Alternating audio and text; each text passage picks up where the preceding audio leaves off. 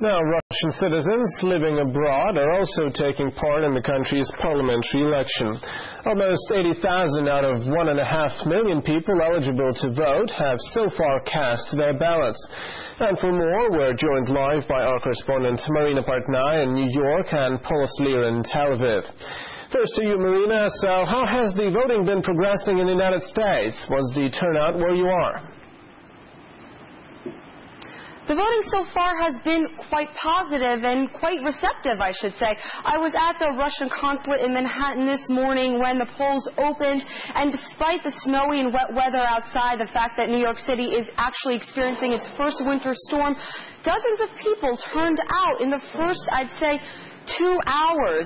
There was a lot of enthusiasm in the air. Many people were very eager to cast their ballots. Now, we do have some preliminary figures. According to the Consul General of the Russian consulate, he told me that by 10 a.m. this morning, among the 9 cities on the East Coast that have polling locations, 188 votes were cast. Now, according to officials, 30,000 eligible voters live on the East Coast of the U.S. Officials tell me they expect a 25% voter turnout today.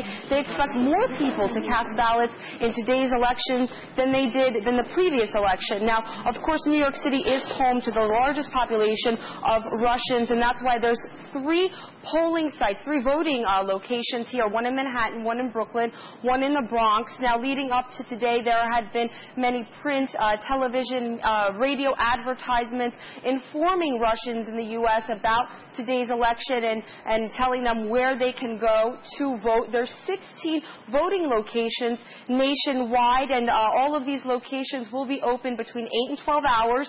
They will all close by 8 p.m. New York City time, and that's when the ballot counting will begin. And now to Russia Today's correspondent Paula Sleer. Now, Paula, how has the voting been going in Israel where you are?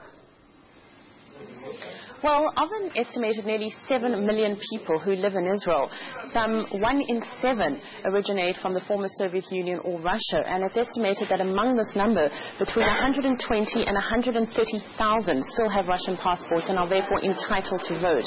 Now, initial predictions suggested that 40% of people would come forward and vote today, but we have not seen these kind of figures. In fact, that seems like an over-expectation. I can tell you that, for example, here in Tel Aviv, which is supposed to be one of the centers that will receive the most number of voters, so far only 1,500 people have turned out. There are 11 voting booths throughout the country, from the desert town of Beersheba in the south right up to the 3rd largest Israeli city of Haifa in the north, and these voting booths are experiencing much lower numbers. So we're certainly not seeing the kind of figures that we were told we were likely to see. Having said that, though, there are still 2 hours to go before voting closes at 8 o'clock this evening, local time. And while most of the people today so far have been pensioners, we do anticipate the figures to swell as people arrive here after their day shift finishes. Paula, how can you account for this turnout? Well, let me preface the comment before I remark on the low turnout by saying that at this time, 4 years ago in the 2003 elections, the turnout was lower then than it is now. Having said that, though, it is still a lower turnout than was anticipated, and the reasons could be numerous. One of them is the fact that most of the Russian immigrants arrived here 17 years ago at the beginning of the previous decade, and this has given them enough time perhaps to distance themselves from Russian politics, from Russian daily life, to not really understand the intricacies of what is going on there. So it could perhaps just be part of natural progression, natural disinterest that is caused by the passage of time. Another reason also is that the tourist season here in Israel is over, and Russian tourists voting in Israel would have made a sizable block of the potential voting population, but they're simply not here to cast their ballots. Well, thank you, Paul. And now back to New York. Marina, what kind of people are voting in the States, and what's the mood like among the voters?